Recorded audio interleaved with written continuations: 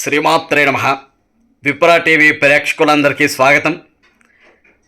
పోయిన వీడియోలో హైదరాబాద్ నుంచి కొల్హాపూర్ ఎలా వెళ్ళాము, అక్కడ ఏవేవి సందర్శించాము అవన్నీ కూడా చూపెట్టాను కదండి. అదేవిధంగా ఇప్పుడు పార్ట్ 2లో కొల్హాపూర్ నుంచి ముంబై వెళ్ళాము. ముంబైలో ఎటువంటి ప్రదేశాలు సందర్శించాము, అక్కడ ఏ విధంగా ఉన్నది, ఈ విశేషాలన్నీ కూడా మీ అందరికీ చెప్తాను. ముందుగా ఎవరైతే నా ఛానల్ని కొత్తగా చూస్తున్నారో సబ్స్క్రైబ్ చేయండి. మీ ఆదరణ ఎప్పుడు కూడా ఉండాలి. అలాగే వీడియో కనుక నచ్చితే లైక్ చేయండి, షేర్ చేయండి. పక్కనే ఉన్న బెల్ ఐకాన్ నొక్కడం మర్చిపోవద్దు సుమా. ముంబై అంటేనే చాలా అతిపెద్ద సిటీ. మరి ముంబైలో చాలా ఎక్స్పెన్సివ్ అండి, చాలా ఖర్చులు. ఒక ప్రదేశం నుంచి ఇంకో ప్రదేశానికి వెళ్ళాలంటే అక్కడ సామాన్య ప్రజలకి లోకల్ ట్రైనే ఆధారం. ఎప్పుడైతే లోకల్ ట్రైన్ ఆగిపోతుందో అక్కడ వ్యాపారం అంతా కూడా స్తంభించిపోతుంది. కావున ముంబై విశేషాలు, ముంబైలో ఏ సందర్శించాము అవన్నీ కూడా చెప్తాను, రండి. కొల్హాపూర్ మహాలక్ష్మీదేవిని మరియు కొల్హాపూర్ దగ్గరలో ఉన్న ప్రాంతాలన్నీ కూడా చూసుకొని ఆ నెక్స్ట్ రోజు మేము కొల్హాపూర్ బస్టాండ్ నుంచి ముంబైకి వెళ్ళే ఎంహెచ్ఆర్టీసీ బస్ బుక్ చేశాను ఆన్లైన్లో. అక్కడి నుంచి మేము ముంబైకి 6 గంటల ప్రయాణం చేశాము. అదే ప్రైవేట్ బస్ అయితే కనుక సాయంత్రం నుంచి స్టార్ట్ అవుతాయి.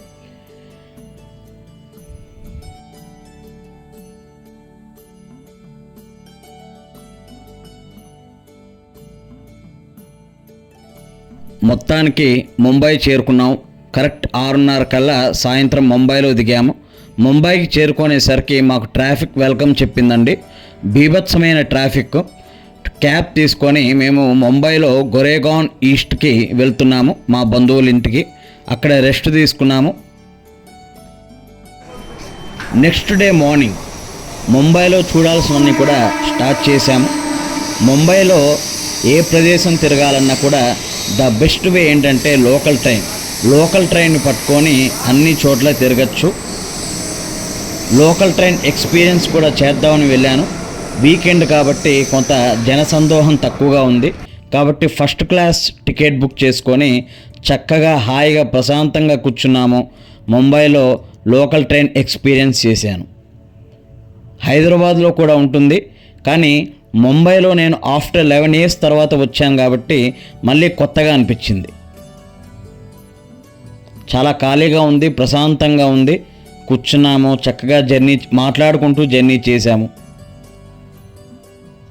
బయట నుంచి మీకు వ్యూ చూపిద్దామని వీడియో తీశాను. లోకల్ ట్రైన్ ఎక్స్పీరియన్స్ ఎలా ఉందో చాలా అనుభూతి చెంది ఆస్వాదించాను. మేము ఇక్కడి నుంచి సిద్ధి వినాయక్ టెంపుల్కి వెళ్ళడానికి ప్రయాణిస్తున్నాము. చూసారా ఎంత అద్భుతంగా ఉందో.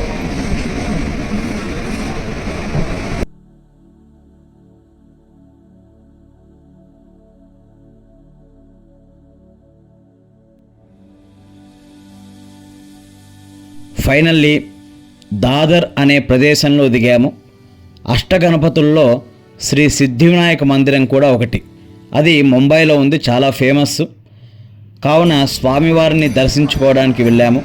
వీకెండ్ అయ్యేసరికి భక్తులు చాలామంది ఉన్నారు. సుమారు 1 గంట పట్టింది మాకు దర్శనానికి, కానీ చాలా అద్భుతమైన దర్శనము. స్వామివారు ఎర్రని స్వరూపంలో రక్తవర్ణంలో మనకు దర్శనమిస్తారు.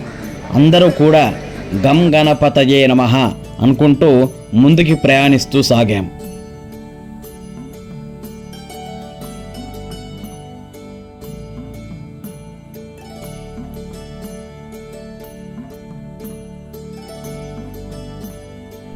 నమో వ్రాతపతయే నమో గణపతయే నమ ప్రమదపతయే నమస్తే అస్తు లంబోదరాయ ఏకదంతాయ విఘ్న వినాశినే శివసుతాయ శ్రీవరదమూర్తయే నమో నమః. అందరూ కూడా స్వామివారిని దర్శించుకోండి.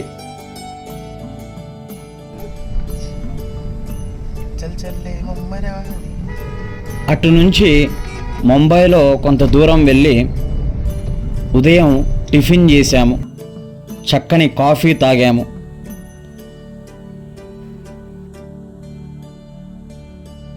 నెక్స్ట్ ప్లేస్ శ్రీ బబుల్నాథ్ శివ మందిర్కి చేరుకున్నాం. ఇది అంబానీ ఇంటి దగ్గరలో ఉంటుందండి ముంబైలో. ఈ మందిరానికి అంబానీ వాళ్ళు కూడా చాలా ఫండ్స్ ఇస్తూ ఉంటారు. ఈ గుడి డెవలప్మెంట్కి అంబానీ వాళ్ళే ఒక కారణం అని చెప్పుకోవచ్చు. ఈ మందిరం కూడా 500 ఏళ్ల నాటి చరిత్ర గలది. చాలా అద్భుతంగా ఉంటుంది. పైకి ఉంటుంది గుడి మాత్రం. ఈ గుడికి వెళ్ళడానికి మెట్ల మార్గము ఉంది. అలాగే మెట్లెక్కలేని వాళ్ళకి లిఫ్ట్ కూడా ఉంది. అలాగే ఇక్కడికి వెళ్ళడానికి ఎలక్ట్రిక్ వెహికల్స్ కూడా మనల్ని రిసీవ్ చేసుకుంటారు. ముందుగా గణపతి దర్శనం ఇచ్చారు రెండోసారి మాకు.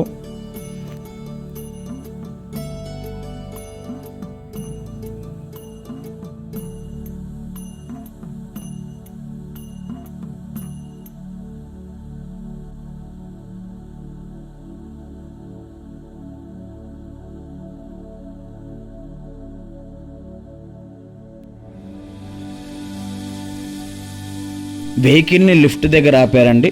లిఫ్ట్లో ఎక్కాము. మొత్తం 6 ఫ్లోర్లు ఎంతో ఉంటాయి. లిఫ్ట్ ఎక్కినందుకు ప్రతి మనిషికి ₹1 తీసుకుంటారు. మళ్ళీ అక్కడి నుంచి దిగినందుకు మళ్ళీ ₹1 తీసుకుంటారు మెయింటెనెన్స్ కోసం. పైకి ఎక్కాము. ఆలయ మందిర ప్రాకానికి చేరుకున్నాము. Beautiful view. మందిరానికి వెళ్ళడానికి ముందుకు ప్రయాణిస్తున్నాం.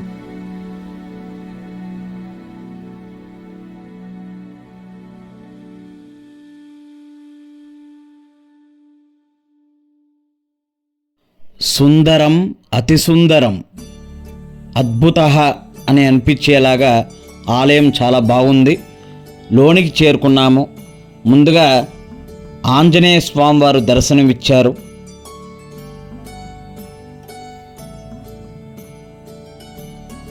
లోపల గర్భాలయంలోనికి ప్రవేశించాము. స్వామివారికి నైవేద్యం సమర్పిస్తున్నారు. గర్భాలయం అంతా కూడా బంగారంతో కూడి చక్కగా నిండుగా ఉంటుంది. హరహర మహాదేవ శంభో శంకర.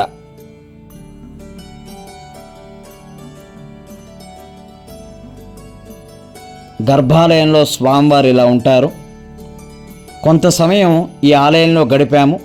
చుట్టుపక్కల ఉపాలయాలన్నీ కూడా ఉంటాయి.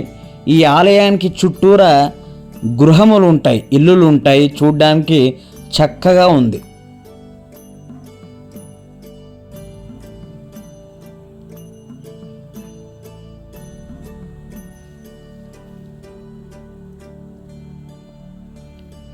ఇదండి శ్రీ బబుల్నాథ్ శివమందిరం. ఇది మెట్ల మార్గము. మెట్ల మార్గం నుంచి కూడా రావచ్చు.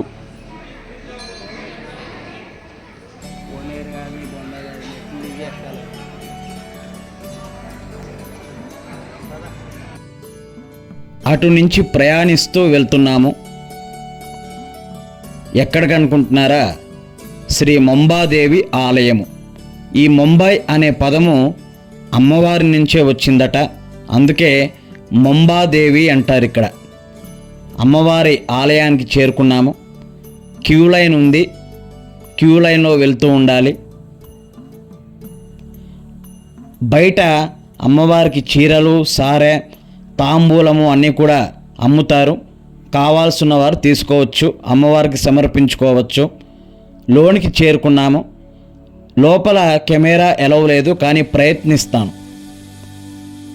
శ్రీమాత్రే నమః. జగదంబా మాతాకి జై.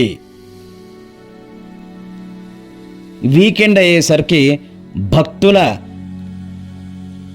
ఆనందము, భక్తులు కిటకిటలాడుతూ ఉన్నారు.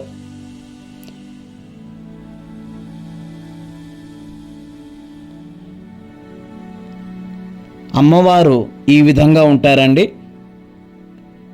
అమ్మవారిని దర్శించుకొని భోజనం చేశాము.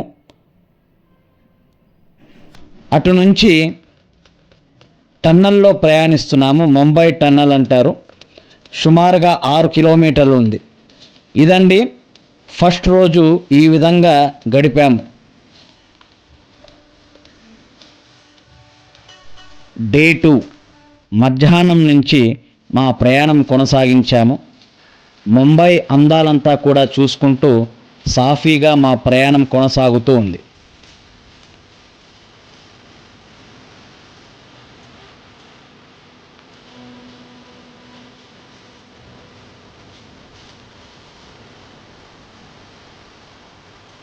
సాయంత్రం అవ్వబోతుంది, సూర్యుడు అస్తమించే సమయం అవుతుంది.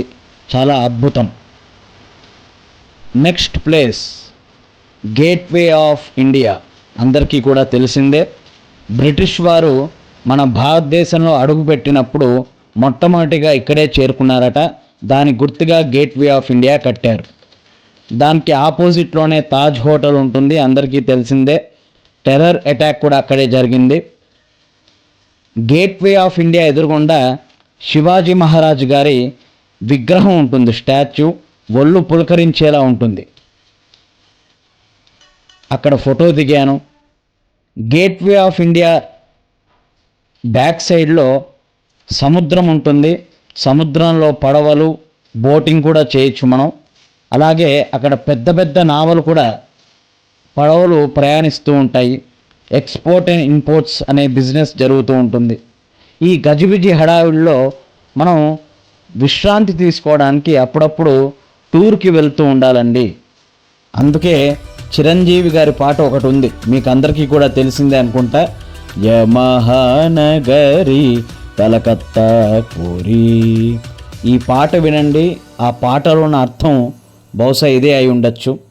మనస్సుకి ప్రశాంతత కలగాలంటే కొంత డబ్బు పెట్టుకోవాలి తప్పదు, కానీ మనస్సు ప్రశాంతంగా ఉండాలంటే కొన్ని ప్రాంతాలు తిరుగుతూ ఉంటేనే మనస్సుకి ఆహ్లాదకరంగా ఉంటుంది.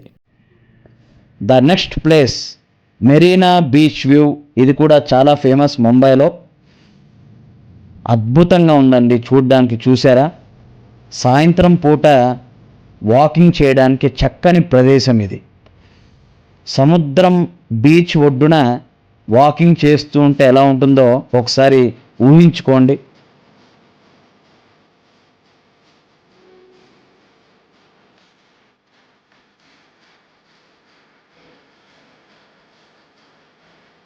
ముంబై వచ్చాక వడాపావ్ తినకుండా ఎలా ఉంటాను చెప్పండి.